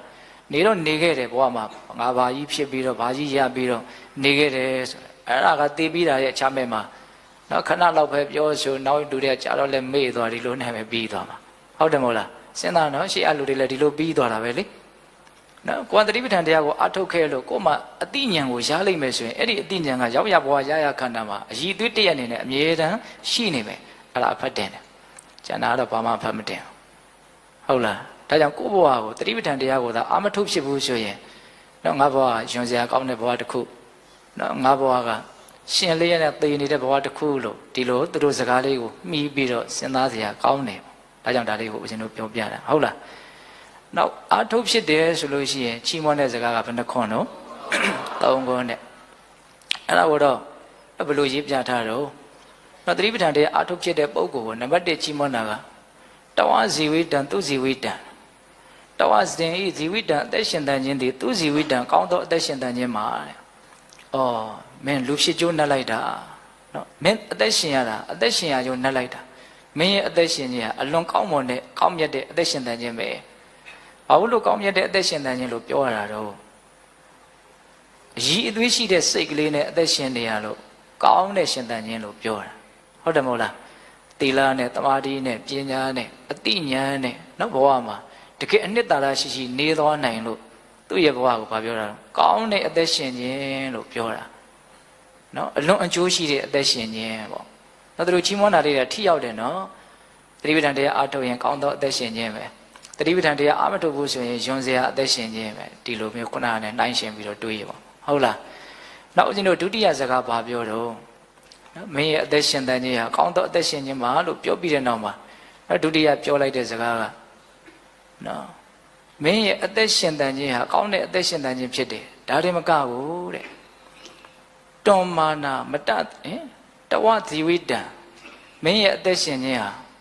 တွန်နာမမနုဿတံပတ္တာပြောတာလေနော်တွန်နာမမနုဿတံပတ္တာမင်းဟာလူအဖြစ်ကိုရပြီလို့ဆိုနိုင်နေတဲ့တွန်နာမမနုဿတံပတ္တာမနုဿတံလူဖြစ်သောပတ္တာနာမရောက်သည်မြည်၏တွန်တင်သည်မနုဿတံလူဖြစ်သောပတ္တာနာမရောက်သည်မြည်၏ဆိုလိုတာကမင်းလူဖြစ်ပြီလို့ပြောတာတဲ့ဒီစကားပိုးတောင်ထိသေးတယ်သိလားသတိပဋ္ဌာန်တရားအားထုတ်ရင်လူပေါ့သတိပဋ္ဌာန်တရားအားမထုတ်ရင်လူမဟုတ်ဘူးလို့အဲ့လိုကိုသူကပြောတာနော်ဦးဇင်းကစအဲ့ဒီစာပိုင်လေးကိုဖတ်ကြည့်တယ်ဒါဘာမှန်ပြောရလဲမသိဘူးဆိုမှပြီးမှတော်တော်ကိုမျက်လုံးပြူးသွားတယ်ဟုတ်လားသတိပဋ္ဌာန်တရားအားမထုတ်ရင်လူမဟုတ်ဘူးလို့ပြောလိုက်တာဟုတ်လို့ဟုတ်လားမင်းလူဖြစ်ပြီလို့ပြောတာတဲ့အဲ့တော့ဒီနေ့မှာလူကလည်းပဲအစဉ်အမျိုးမျိုးရှိတာပေါ့နော်ဒါလည်းပဲတို့အလုံးသိပါတယ်နော်လူဖြစ်နေပြီမလို့လူမဟုတ်တဲ့လူတွေအများကြီးမရှိဘူးလားရှိရနော်လူအည်အသွေးမမီတဲ့လူဒါလူလို့ပြောလို့မရအောင်နော်ပုံတရံကတော့လူပုံတရံဖြစ်မယ်ပေါ့ဟုတ်လားဒါမျိုးလို့အတွင်းမှာရှိတဲ့အည်အသွေးကလူအည်အသွေးမမီဘူးဆိုရင်ဒါကိုပြီးတာတဲ့လူတယောက်လို့မခေါ်နိုင်ဘူးဆိုတဲ့အတိတ်ပဲဒါလူတိုင်းတော့အဲ့လိုသွားပြောလို့ပဲရမှာလို့နော်သို့တော်လည်းပဲကိုယ့်ရဲ့အတွေ့အထဲမှာအဲ့ဒီအနေအထားကိုလူတိုင်းလက်ခံနိုင်ပါတယ်ဟုတ်လားအဲ့ဒါသူတို့ပြောတဲ့စကားလွန်တော့မလွန်ပါဘူးနော်သတိပဋ္ဌာန်တရားအာထုတ်ပြီးဆိုတော့မှမင်းလူဖြစ်ပြီလို့ပြောတာတဲ့နော်လူဖြစ်ကျိုးနဲ့တယ်ဆိုတာကိုလည်းပဲဒီနေရာမှာထည့်ပြီးတော့ပြောမယ်ဆိုရင်လည်းပြောနိုင်တယ်ပေါ့နော်ပြီးွားတဲ့လူတယောက်အည်သွေးမိတဲ့လူတယောက်ဖြစ်တယ်ဆိုတဲ့အဓိပ္ပာယ်ကိုဆိုလိုတာပါဟုတ်ရဲ့လားအေးနောက်ဆုံးပြောတဲ့စကားချီးမွမ်းစကားကဘာလဲနောက်ဆုံးချီးမွမ်းတဲ့စကားတဝဋ္ဌာယတမ္မာတံဗုဒ္ဓဥပ္ပန္နောနော်တဝဋ္ဌာယတဝအဋ္ဌာယသင်ရဲ့အကျိုးစီးပွားအလို့ငါတမ္မာတံဗုဒ္ဓမြတ်စွာဘုရားရှင်ကိုရမြတ်ကြီးသည်ဥပ္ပန္နောပွင့်တော်မူလာတာပဲတဲ့မင်းအကျိုးစီးပွားရှိဖို့အတွက်ဘုရားဆိုတာပွင့်လာတာပါလို့ပြောတာတဲ့ဒါလည်းပဲတော်တော်ထိတဲ့စကားပဲနော်သတိပဋ္ဌာန်တရားကိုသာအာမထုတ်ဘူးဆိုရင်ဘုရားပွင့်လာတာကိုအကျိုးစီးပွားရှိဖို့ပွင့်လာတာမဟုတ်ဘူးဘုရားပွင့်လာတာကိုနဲ့ဘာမှမဆိုင်ဘူးဆိုတဲ့အဓိပ္ပာယ်မျိုးတက်ရောက်သွားတယ်ဟုတ်တယ်မဟုတ်လားမင်းအကျိုးစီးပွားရှိဖို့အတွက်ဘုရားပွင့်လာတာပါတကယ်စဉ်းစားကြည့်ရင်လည်းပဲမြတ်စွာဘုရားပွင့်လာတယ်ဆိုတာတတ္တဝါတွေကိုတန်တရားဝိဒုက္ခကလွတ်မြောက်ဖို့အတွက်နိမန်လက်မှန်ကိုပေးဖို့ပွင့်လာတာပဲအဲ့ဒီနိမန်လက်မှန်ကိုမြတ်စွာဘုရားပေးခဲ့တာပဲသို့တော့အဲ့ဒါကိုကနိမန်လက်မှန်မကြင့်ကြံဘူးဆိုလို့ရှိရင်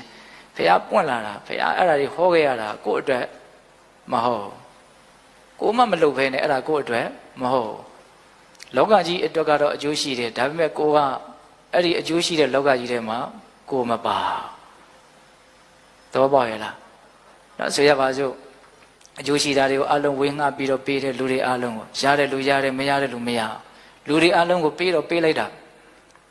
ပေမဲ့ကိုကမရလိုက်ဘူးဆိုရင် तू ပေးတာထဲမှာကိုမပါဘူးတော်ဝမ်းနေစရာကောင်းတယ်ပေါ့နော်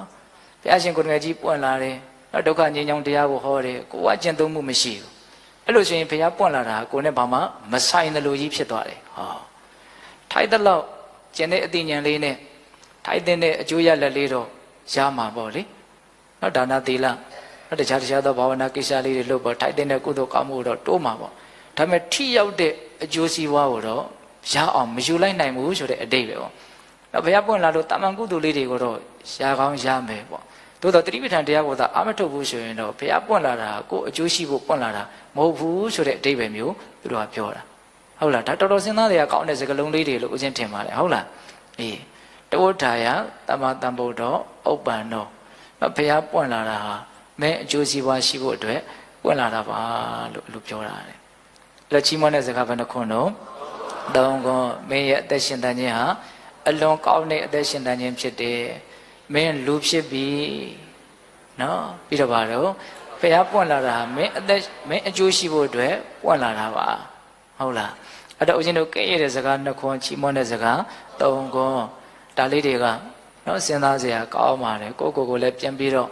အပေးစရာလည်းကောင်းတယ်ဆုံးမစရာလည်းကောင်းတယ်ပေါ့နော်တနည်းအားဖြင့်သတိပဋ္ဌာန်ဘာဝနာတရားကိုအထုတ်ခြင်းရဲ့အကျိုးကျေးဇူးနဲ့အမထုတ်ခြင်းရဲ့အပြစ်ကိုလည်းပဲတစ်မျိုးတစ်ပါးသာပြောပြထားရရှောက်တယ်လို့ထင်ပါတယ်ဟုတ်လားဒါကြောင့်သတိပဋ္ဌာန်ဘာဝနာတရားရဲ့အရေးပါမှုကိုဒါဘက်ဆုံးတောင်းဆုံးကနေပြီးတော့ဦးဇင်းတို့ဉာဏ်မိသလောက်ဒီအချိန်လေးတွင်မှာပြောပါတယ်နော်ပထမဆုံးပြောလိုက်တာကအကုသိုလ်အစုပုံကြီးလို့ပြောခြင်းတယ်ဆိုရင်និဝရဏတရား၅ပါးကိုပြောလိုက်ပါនិဝရဏတရား၅ပါးဟာတတ်သောအကုသိုလ်ရဲ့အစုပုံကုသိုလ်အစုပုံကြီးလို့ပြောခြင်းတယ်ဆိုရင်သတိပဋ္ဌာန်တရား၄ပါးကိုပြောလိုက်ပါသတိပဋ္ဌာန်တရား၄ပါးဒီတတ်သောကုသိုလ်ရဲ့အစုပုံကြီးဟုတ်လားဒါပြောတယ်နော်ပြီးတော့ဗာပြောတော့သတိပဋ္ဌာန်တရားကိုပွားများရင်ရရှိမဲ့အကျိုးကျေးဇူး9မျိုးနော်တတ္တနာဝိတ္တုရိယတတ္တဝါတို့ရဲ့စိတ်ဓာတ်ကိုဖြည့်စင်တန်ရှင်းအပြည့်ကင်းသွားစေလိမ့်မယ်တောကပရိဒေဝနာတမတိကမာယဆိုရင်ချင်းတောကနဲ့ငိုကြွေးခြင်းပရိဒေဝကိုကျော်လွှားသွားစေနိုင်လိမ့်မယ်ဒုက္ခဒေါမနတအထင်ကမာယကိုဆင်းရဲခြင်းဒုက္ခနဲ့စိတ်ဆင်းရဲခြင်းဒေါမနတကိုချုပ်ငြိမ်းသွားစေလိမ့်မယ်ညာယတအဓိကမာယ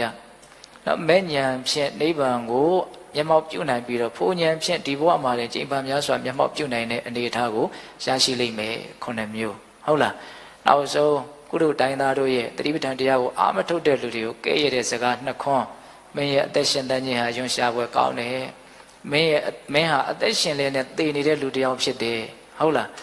တတိပဋ္ဌာန်တရားကိုအာထုတ်တဲ့လူကိုချီးမွမ်းတဲ့စကားသုံးခွန်းမင်းရဲ့အသက်ရှင်တန်ခြင်းဟာအလွန်ကောင်းတဲ့အသက်ရှင်တန်ခြင်းဖြစ်တယ်မင်းဟာလူအဖြစ်ကိုရပြီဟုတ်လားဘုရားပွင့်လာတာမင်းအကျိုးစီးပွားရှိဖို့အတွက်ပါတဲ့ဟုတ်လားဒါကြောင့်ပေသက်ပေါင်းတော်တို့နော်သူတို့ချီးမွမ်းတဲ့စကားလေးသုံးခုနဲ့ထိုက်တန်တဲ့လူတစ်ယောက်ဖြစ်အောင်ကြိုးစားနိုင်မယ်ဆိုရင်တော့အတိုင်းထက်လွန်ပေါ့နော်ဒါကြောင့်တတိဆိုတဲ့အပမဒတရားလက်ကင်ထားပြီးတော့ကိုယ်ဘဝကိုယ်ခန္ဓာမှာဖြစ်ပေါ်နေတဲ့သဘာဝတရားတိုင်းကိုစွမ်းအားရှိသမျှမှန်မှန်ကန်ကန်နော်အတိအမှတ်ပြုပြီးတော့နေခြင်းလို့ဆိုတဲ့တတိပဋ္ဌာန်တရားကိုအထောက်ပြီးတော့နောက်ဆုံးမဉ္ဇဉ်ဘုညမျက်နှိပ်ပံကိုမျက်မှောက်ပြုနိုင်ကြတဲ့မတ်တော်ကောင်းတွေဖြစ်ကြပါစေလို့ဦးဇင်းတို့ဆန္ဒပြုရင်းနဲ့ဒီကနေ့ပိဿပေါင်းတော်ကောင်းတို့ကြိုးစားအထောက်ကြရတော့ဒါနသီလသမာဓိပညာကုသိုလ်ကောင်းမှုအစွစုတို့ရဲ့စွမ်းတတ္တိကြောင့်ဘုရားတပည့်တော်တို့သည်မဲ့ဉဏ်ဘုညမျက်နှိပ်ပံကိုလင်းမြန်ထုတ်ချောက်မျက်မှောက်ပြုပါရစေကုန်သောဟုပတ္တနာအောင်စုပြုကြကုန်ရာတတိဝါတုတဗ္ဗမင်္ဂလာရကံတုတဗ္ဗဒေဝတာတဗ္ဗဗုဒ္ဓနုဝဝေနတရာဒုက္ခိဝန္တုတိဘဝတုတဗ္ဗမင်္ဂလာရကံတုတဗ္ဗဒေဝတာတဗ္ဗဓမ္မနုဝဝေနတရာဒုက္ခိဝန္တုတိဘဝတုတဗ္ဗမင်္ဂလာရကံတုတဗ္ဗဒေဝတာတဗ္ဗသံဃာနုဝဝေနတရာဒုက္ခိဝန္တုတိဒီတုမကံတေတရားနာပိသပေါင်းတော်ကောင်းတို့သာတာအလုံးသောတတ္တဝအနန္တတို့အားတဗ္ဗမင်္ဂလာလောကီလောကုတ္တရာကောင်းဆိုသမျှမင်္ဂလာဝဝတိဘဝတို့ကောင်းစွာမသိဖြစ်တော်မူကြပါစေတည်းသာဝတိဝတ္တမိမိတို့ခန္ဓာကိုယ်မှာစောင့်ကြနေကြကုန်သောနတ်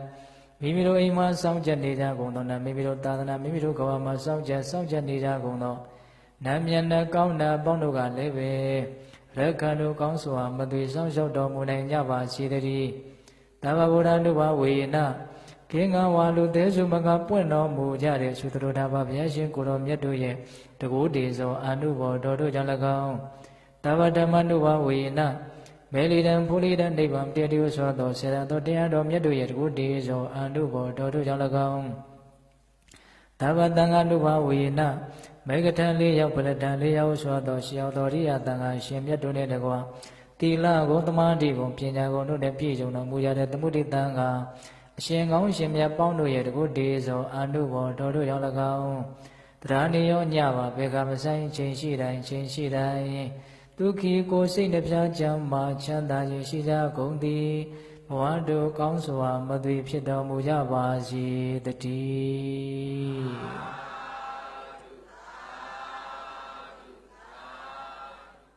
ကဲ